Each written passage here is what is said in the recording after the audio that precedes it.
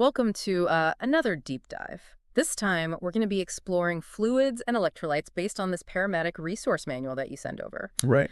And it's pretty interesting because while this manual is aimed at, paramedics, this whole topic of fluid balance, it's surprisingly relevant to everyone. Absolutely. And the manual starts off with this kind of surprising fact. Did you know that about 60% of an adult's weight is fluid? Whoa, 60%. That's like most of us. I mean, it really makes you think about all that's happening, I guess, beneath the Yeah, surface. totally. And that percentage can actually vary depending on things like your age and how much body fat you have. Oh, that makes sense. Like imagine you have a watermelon, right? Okay. That's someone with less body fat, more fluids. Now picture a cantaloupe, more rind, so a little bit less fluid overall. Okay, I like that. It's a good visual. So Yeah. where is all this fluid in our bodies exactly? Well, it's not just sloshing around randomly, right? It's organized into different compartments. Hmm. So you have the fluid inside your cells, and that's called intracellular fluid or ICF. And then you have the fluid outside your cells called extracellular fluid or ECF. So it's like each cell is its own little water balloon floating in a bigger pool of fluid. That's a great analogy. And ECF isn't just one big pool either. It's further divided. You've got the fluid in your blood vessels called intravascular fluid, and then the fluid between cells, which is called interstitial fluid. Wow. So many different types of fluids. So our bodies are like masters at compartmentalizing things. Exactly. And did you know that around two-thirds of your total body water is actually ICF inside your cells? And then the remaining third is ECF outside of your cells. That's incredible. But all of these fluids, they have to be moving around somehow, right? Like, how do they actually travel between these different compartments? You're right. It's not just static, it's dynamic. There are a few main processes that govern fluid movement. We've got diffusion, osmosis, and active transport. Okay, let's break those down. I remember diffusion, I think, from like high school science class. Wasn't that like when you drop food coloring into water and it spreads out? That's exactly it. In your body, substances will move from areas where they're highly concentrated Mm, to areas where they're less concentrated, like they're trying to, even things out. makes sense, right. Our bodies are always striving for balance. So what about osmosis? Is that similar? Osmosis is similar, but it specifically refers to the movement of water. Think of like a tea bag steeping in hot water. Okay. The water moves across the membrane of the tea bag to balance the concentration of the tea, both inside and outside the bag. So the water is trying to what, dilute the stronger tea until they're both equal? Exactly. Osmosis in action. And then we've got active transport. Now, this one's a little more complex. Active transport actually requires energy to move substances from areas of low concentration to areas of high concentration. Oh, so it's like swimming upstream, right? Mhm. Takes effort. What would be an example of that in our bodies? Well, a great example is insulin, helping glucose enter your cells. So glucose needs insulin to be like pumped in, even if the concentration of glucose is already higher inside the cell. Wow, that's amazing. It really makes you realize how much work is going on inside of us constantly. But what happens when we lose fluids? Like, when we sweat or go to the bathroom, doesn't that throw off this whole delicate balance? It does. And that's where your kidneys come in. They play this really vital role in regulating fluid balance. So they're like, I don't know, the master controllers, making sure we don't get too dehydrated or too overloaded with fluid. Exactly. Your kidneys are constantly filtering your blood, and they're reabsorbing water and electrolytes based on what your body needs at that very moment. That sounds like a complicated job. How do they even know what to do? Well, they get instructions from hormones. Hormones like ADH, that's antidiuretic hormone, and aldosterone. So ADH tells your kidneys to hold on to water when you're dehydrated, and aldosterone helps regulate your sodium and potassium levels. So it's like this whole conversation happening between our brain, our kidneys, and these hormones. It's amazing how they all communicate so effectively. It really is remarkable. And the manual points out that, losing just 10% of your body water is already considered serious for adults. And for infants, even a 5 to 9% loss is considered moderate dehydration. Really? That's a scary thought. We definitely take fluids for granted. It makes you realize how important it is to stay hydrated. Absolutely. It's essential for maintaining all those intricate processes we've been talking about. Now let's shift gears a bit and talk about two important concepts. Yeah. Volume depletion and volume overload. Okay, I'm intrigued. So volume depletion, is that like turning the volume down on a stereo? Does it mean your body just has too little fluid? Exactly. Volume depletion or dehydration can happen for various reasons. Maybe you're not drinking enough fluids, or you're sweating excessively, or you have certain medical conditions like diabetes. Okay, and I'm guessing then volume overload is the opposite, right? having too much fluid in your body. Exactly. That's right. This can happen because of problems with your kidneys or your heart or even certain medications. I remember reading in the manual that paramedics have this interesting way of checking for volume depletion. Yeah. They check your vital signs while you're lying down, Oh, right. and then again when you stand up. And if your blood pressure drops significantly when you stand up, it could be a sign of dehydration. It's a good example of how just those subtle changes in your body can signal an imbalance, like your body's trying to send you a message. It is. Okay, so we've covered like the basics of fluids and how they move. But what about these electrolytes? We always hear about them, especially in sports drinks. What are they exactly and why are they so important? Electrolytes are essentially minerals that carry an electrical charge when they're dissolved in fluids. Okay. They're like tiny electrical signals Hmm. that are crucial for a wide range of your bodily functions. So they're like the, I don't know, the spark plugs that keep our bodies running. I love that. That's a great way to think about it. Without the right balance of electrolytes, your nerves, your muscles, even your heart can't function properly. Right, that makes sense. But there are so many different types of electrolytes, right? Sodium, potassium, chloride, calcium. Like, where do we even begin? Well, let's start with some of the big players. Sodium, which is also known as Na plus O, is the most abundant electrolyte in the fluid outside your cells. That ECF we talked about earlier. Sodium. Isn't that what we're always told to like limit in our diet? Hmm. It seems confusing that it's both important and potentially harmful. It's true. Too much sodium can be a problem. But it's also essential for things like nerve impulses, muscle contractions, regulating your fluid balance. It's all about finding that sweet spot. Ah, there's that word again, balance. So what about potassium? I know it's important for something, but I can never remember what. Potassium, or K plus is another really key player. But it's primarily found inside your cells in the ICF. Hmm. And it's especially crucial for your heart. Oh, that's why they say bananas are good for your heart, right? High in potassium. You got it. Potassium helps to regulate your heartbeat, and it makes sure that your heart muscles contract and relax properly. So those bananas are doing your heart a favor. This is already so much information. It's like a whole hidden world operating inside of us. And we've only just scratched the surface. There's so much more to explore. So we've covered like the basics of fluids and how they move around in our bodies. But what happens when those electrolytes, the ones we were just talking about, what happens when they get out of balance? Well, that's where things get really interesting, because it's not just about having enough of these electrolytes. It's about having the right amount. Let's take sodium, for example. We were talking about how it's essential for nerve impulses. So think of sodium as that little electrical signal that allows your brain to tell your muscles to move. If you have too much sodium, the condition called hypernatremia, those signals can get all scrambled. So like a crossed wire, what would that feel like? Well, you might feel intensely thirsty, which makes sense, right? Your body is trying to dilute that excess sodium. But you could also experience muscle twitching, weakness, even confusion. In severe cases, you might even have seizures. Wow, that sounds pretty serious. So what about the opposite? What about having too little sodium, hyponatremia? What does that look like?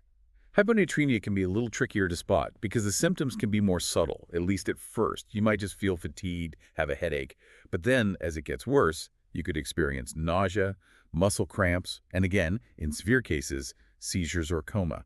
So whether it's too much or too little, sodium imbalances can really mess with your body's ability to function. Really highlights how delicate that balance is. What about potassium? What happens if that gets out of whack? Well, remember how we talked about potassium being so vital for your heart? So if your potassium levels get too high, which is called hyperkalemia, it can disrupt your heart rhythm. Imagine your heart skipping a beat or beating too fast, too slow. That's an arrhythmia.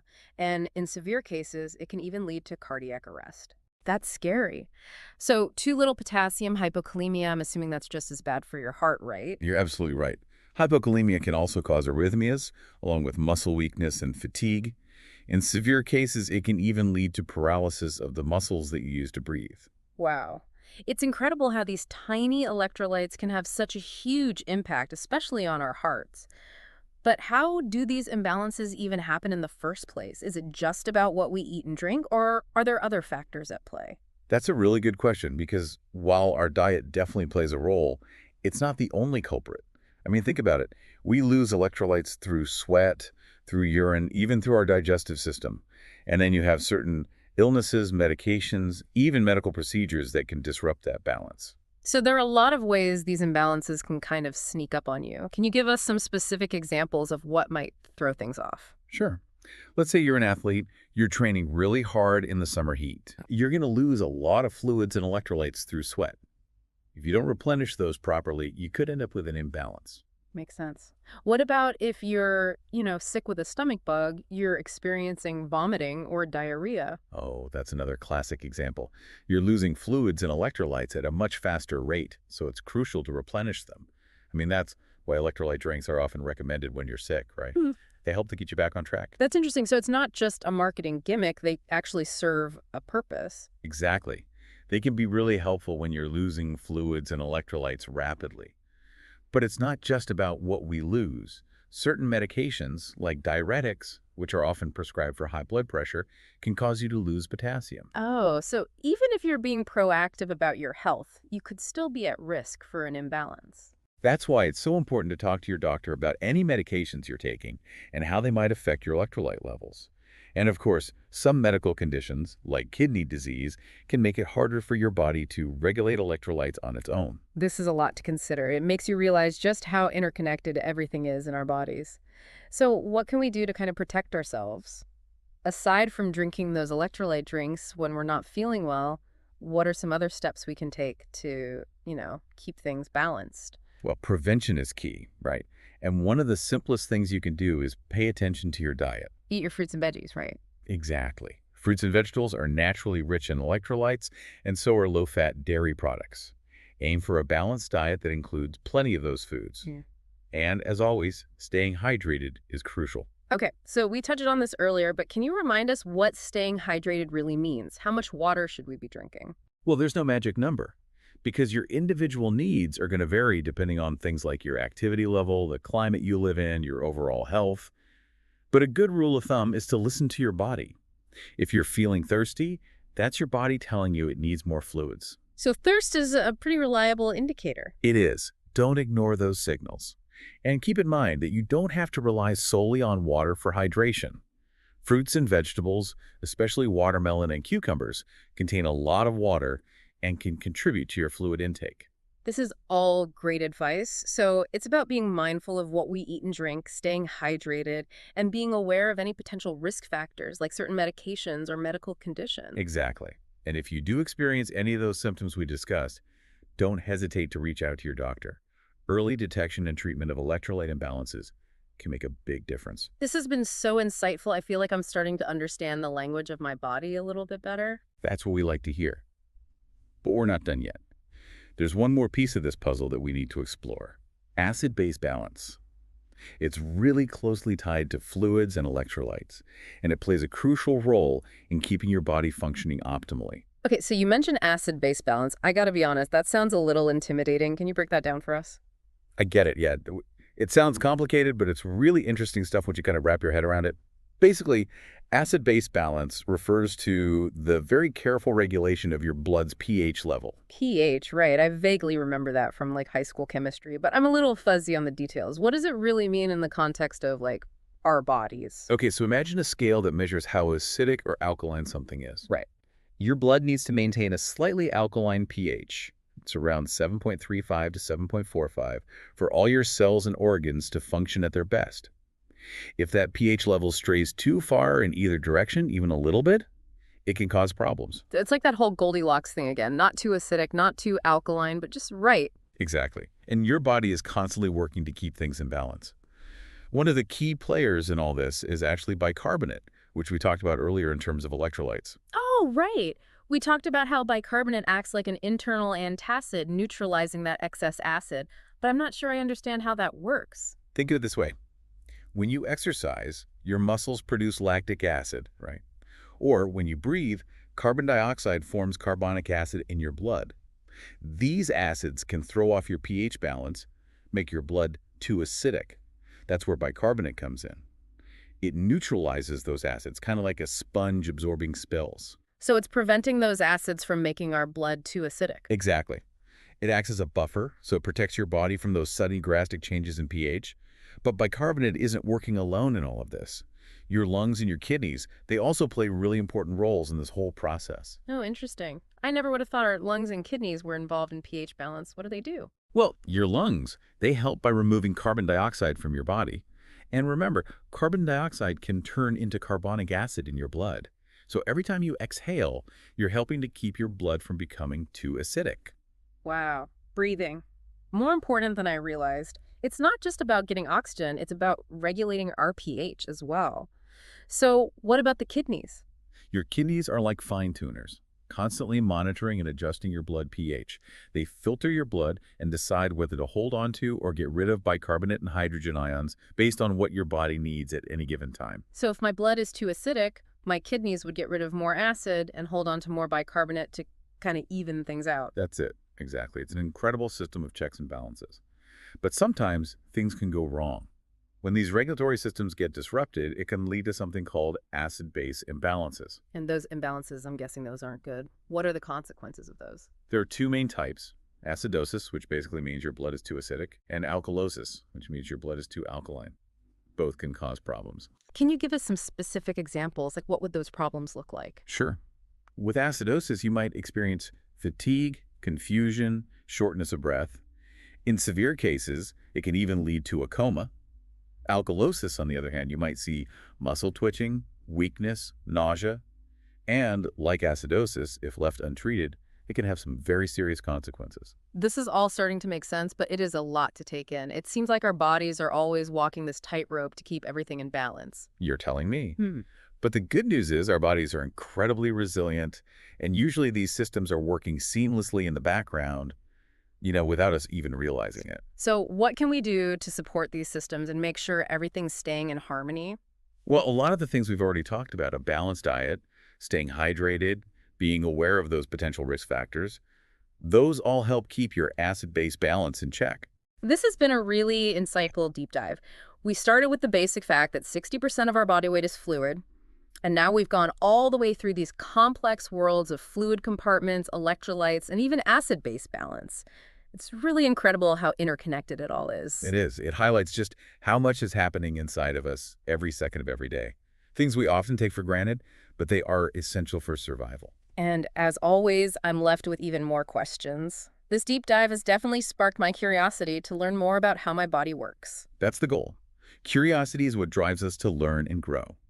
And speaking of learning, I have a question for you to consider. Now that you have a better understanding of fluids, electrolytes, and acid-base balance, what are some things you can do to make sure your body stays in that sweet spot of balance? That's a great question to ponder. Maybe you could start by paying closer attention to your fluid intake or learning more about the electrolyte content of the foods you eat. There's a whole world of information out there waiting to be explored. And remember, this deep dive was just the starting point.